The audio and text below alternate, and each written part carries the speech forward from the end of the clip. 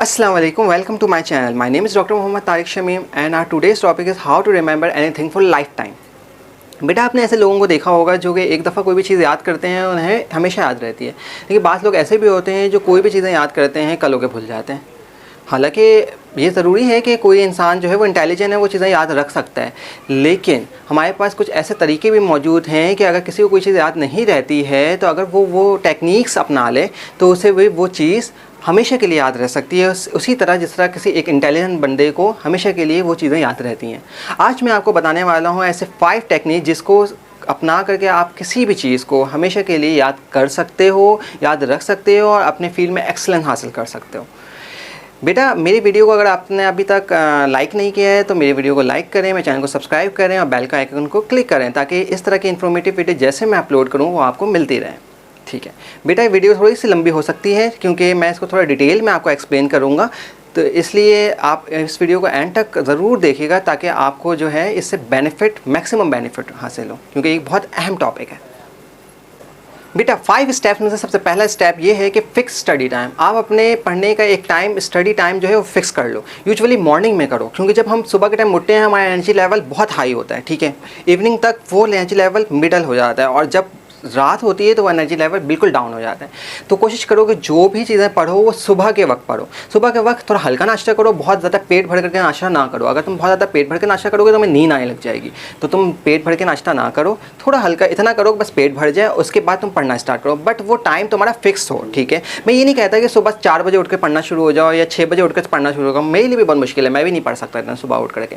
लेकिन जब भी उठो 8 बजे 10 बजे जब भी उठो ना, तो वो टाइम तुम्हारा फिक्स हो, चाहे वो इतवार हो, पीर हो, मंगल हो, कोई भी दिन हो। ठीक है ना, तुम्हारा वो टाइम फिक्स हो और तुम्हें उस टाइम पढ़ना है। ठीक है, और बेटा जब भी पढ़ना स्टार्ट करो कोशिश करो कि एक 45 मिनट टू 1 आवर के बाद तुम जो है 15 मिनट का ज़रूर गैप लो। ठीक है, 15 मिनट का गैप लेना क्यों ज़रूरी है? अगर तुम लगातार 2 से 3 घंटा पढ़ते रहते हो ना, तो वो क्या होता है, वो चीज़ें तुम्हारे लॉन्ग टर्म मेमोरी में नहीं जाता। ठीक है, तुम्हारे ब्रेन को चाहिए होता है कुछ वक्त का गैप, ठीक है, जिसमें वो अपनी जो रिसेंट मेमोरी है उसको लॉन्ग टर्म मेमोरी में कन्वर्ट करे। ठीक है, तो इसके लिए कंसोलिडेशन का ये प्रोसेस कहलाता है, रिसेंट मेमोरी को लॉन्ग टर्म मेमोरी में कन्वर्ट करने के लिए। तो इसके लिए उसे थोड़ा सा गैप चाहिए होता है, एनालाइज करने के लिए, जो भी चीज़ हमने पढ़ा है उसको एनालाइज करके स्टोर करने के लिए उसे टाइम चाहिए होता है। तो इसलिए जब भी पढ़ो, ठीक है, 45 मिनट के बाद जो है वो थोड़ा सा गैप दो और उस गैप में तुम जो है वो अपने दोस्त से बात कर सकते हो, तुम किसी कोई छोटा सा सॉन्ग सुन सकते हो, इस तरह सुनो, उसके बाद फिर जो है अपनी पढ़ाई दोबारा कंटिन्यू कर लो।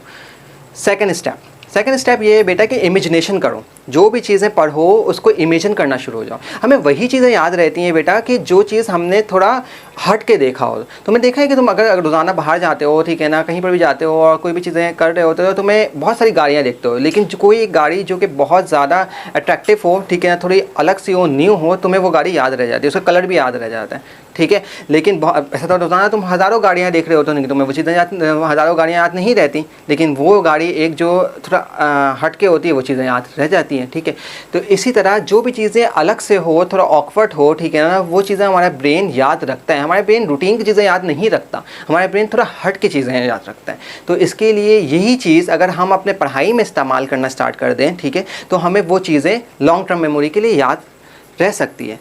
किस तरह से वो मैं तुम्हें बताता हूँ।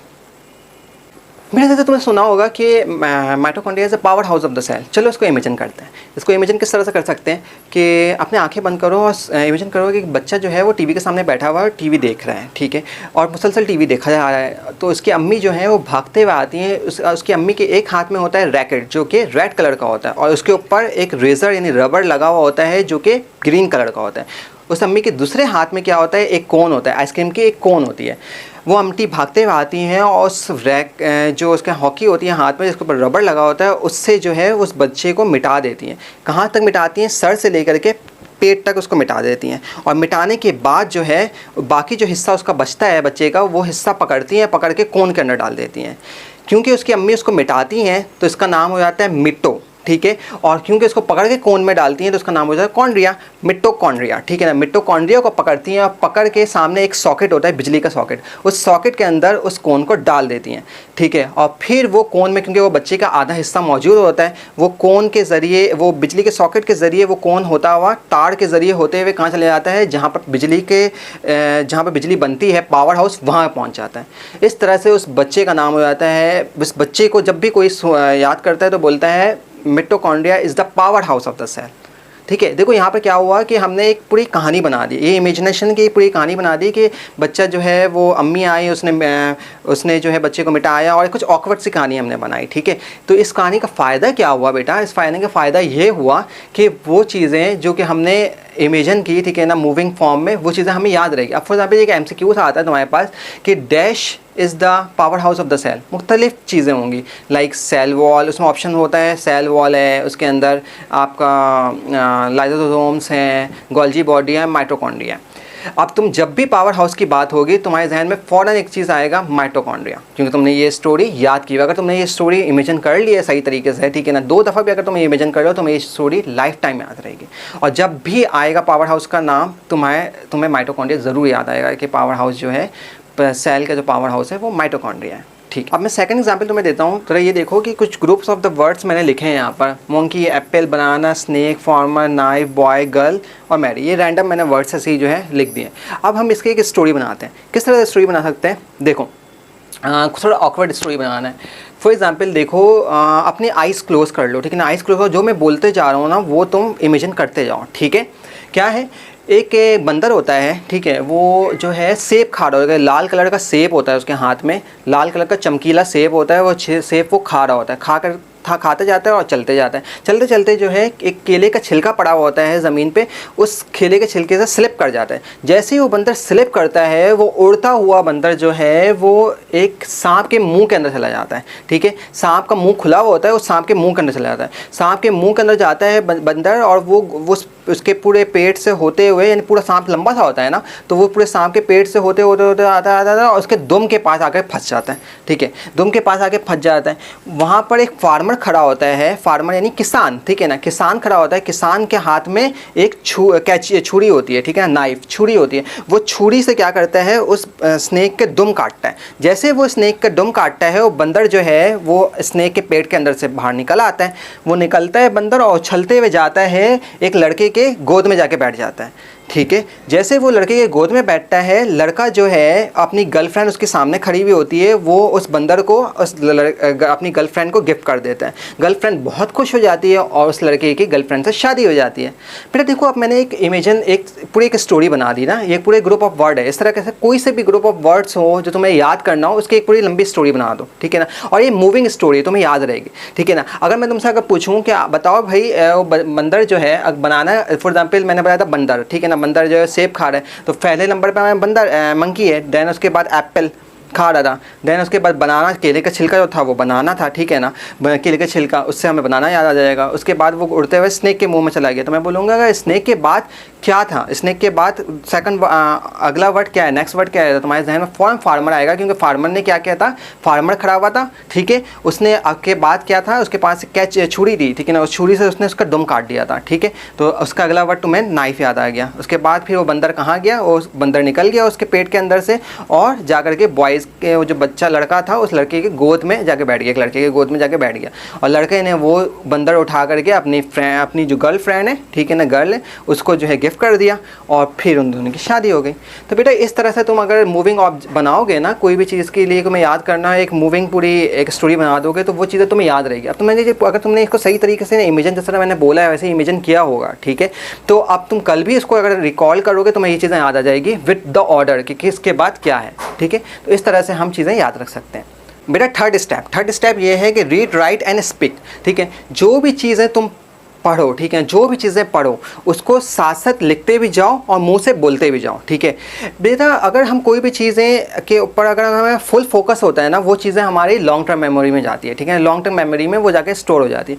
अगर हमारे पास फुल कंसंट्रेशन, यानी अगर तुम कोई चीज़ें पढ़ रहे हो और साथ साथ तुम उसको पूरे फुल कंसंट्रेशन से पढ़ रहे हो, उसको लिख भी रहे हो साथ साथ, ठीक है, तुम्हारा ब्रेन जो है वो एक्टिव लर्निंग करेगा, और साथ साथ मुंह से बोल भी रहे हो, यानी तुम अपने सारे सेंसेस यूज़ कर रहे हो, तो वो तुम्हारा पूरा कंसंट्रेशन जो है उसी तरफ होगा। चीज़ें हमें याद क्यों नहीं रहती? वो इसलिए नहीं रहती कि हम पढ़ तो रहे होते हैं। लाइक मैं एक सेंटेंस बोलूँ कि Quaid Mohammad Ali Jinnah is the founder of Pakistan, मैं बोल रहा हूँ Quaid Mohammad Ali Jinnah is the founder, मैं रट्टा लगा रहा हूँ और सोच रहा हूँ कि माय नेम इज़ खान में शाहरुख खान ने क्या डायलॉग मारा था, ठीक है ना, तो मैं ये चीज़ें सोच रहा हूँ, तो मुझे वो चीज़ें याद नहीं रहेगी। मेरी 50% concentration my name is Khan में होगा, 50% कंसंट्रेशन जो है वो Quaid Azam is the founder of Pakistan यहाँ पर होगा।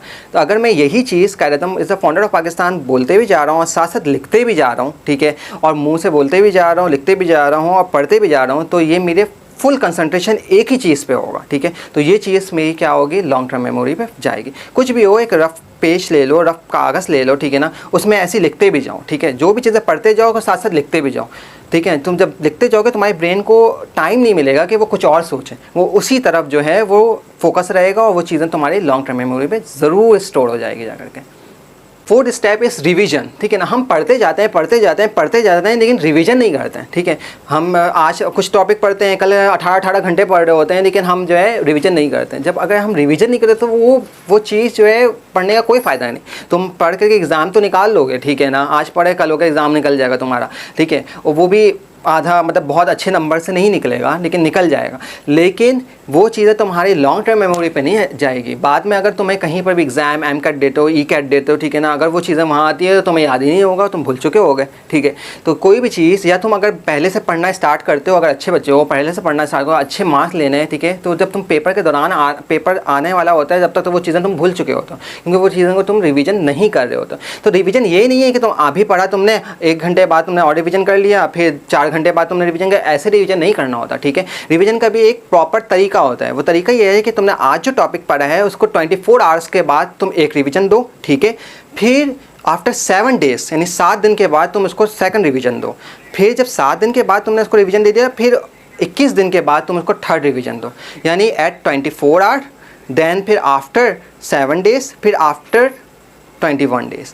जब तुम इस तरह से 3 रिवीजन दोगे ना इतने गैप के बाद, तो क्या होगा, वो चीज़ें जो तुमने याद की है वो तुम्हारी शॉर्ट टर्म मेमोरी से क्या होगी, लॉन्ग टर्म मेमोरी में जाकर कंसोलिडेट हो जाएगी। क्योंकि जब भी हम कोई चीज़ें रिवाइज करते हैं ना, हमारे ब्रेन में एक पैटर्न बन जाता है, ठीक है, पैटर्न बन जाता है, वो ब्रेन में एक सिग्नल्स बन जाते हैं, ठीक है।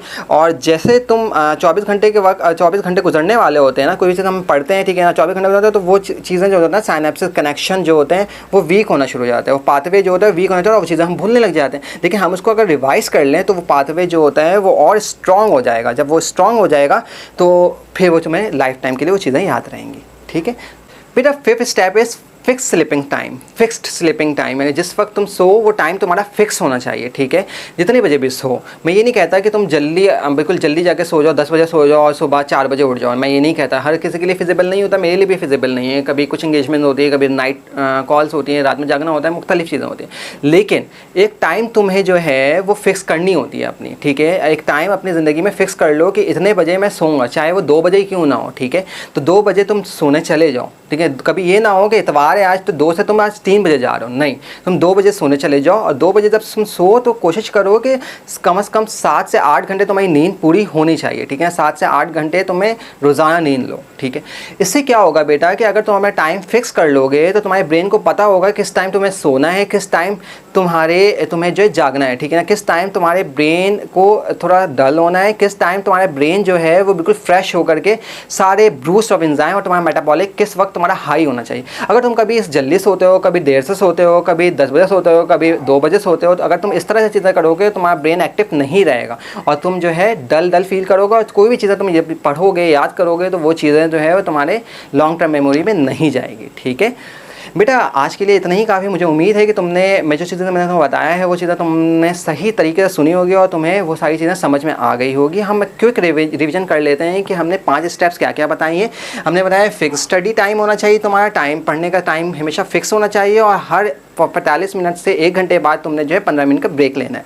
दूसरा जो है ऑकवर्ड इमेजिनेशन, कोई भी चीज़ें पढ़ो उसको मूविंग इमेजिनेशन के साथ तुम जो है उसे कन्वर्ट कर दो। थर्ड थिंग हमने बताया है रीड, राइट एंड स्पीक, ठीक है ना। जो भी पढ़ो उसको रीड भी करो, राइट भी करो, स्पीक भी करो, ठीक है ना। Revision after 24 hours, 7 days and 21 days. And fifth thing is fix sleeping time.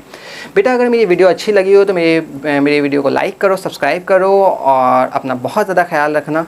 फिर मिलेंगे। अल्लाह हाफ़िज़।